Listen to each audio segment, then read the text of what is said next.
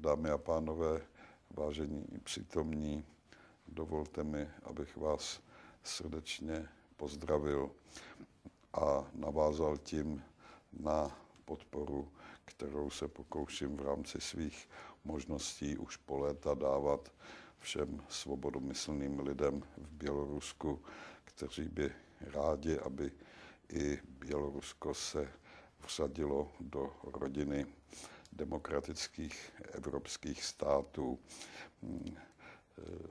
Kam bude Bělorusko patřit a jaký bude mít politický systém, záleží samozřejmě na občanech Běloruska především.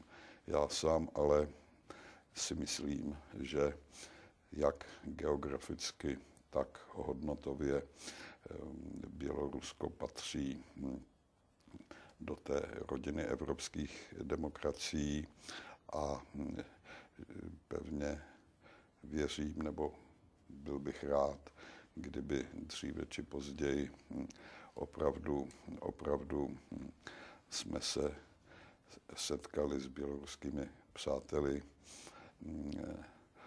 na půdě Evropské unie. Přeji vašemu setkání úspěch.